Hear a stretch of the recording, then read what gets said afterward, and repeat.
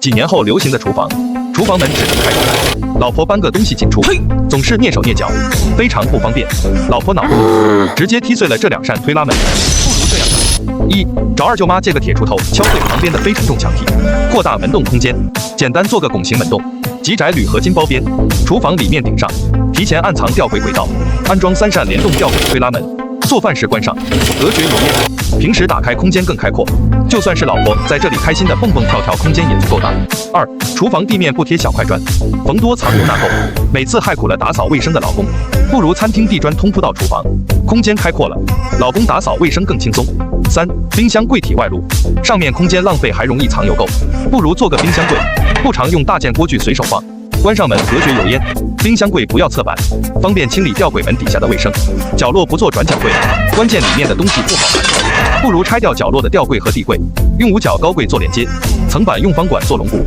再找二舅妈借几10块钱，买几根膨胀螺丝，把它牢牢地固定在墙上，外包几块环保木饰面做层板，记得底下安装感应灯，下面层板南北干货全放下，上面层板再多小电器也通通放下，安装玻璃门隔绝油烟。关键健忘的老婆挑选一目了然，拿取贼方便，再不怕食材忘记的过期了。4，热水器管线都是露在外面，太丑而且油渍贼难擦，关键燃气管在台面开孔才能穿下去，难看还挡空间，不如墙面提前开槽，预埋1根50管，上下接2个直角弯头，让燃气管道入墙，再进入橱柜完美隐藏，上面吊柜延伸过来，底下留药空隙，给热水器供氧。5，洗菜区每次老公洗碗洗菜弯腰太辛苦，不如台面抬高，离地90公分，不装双槽台上盆，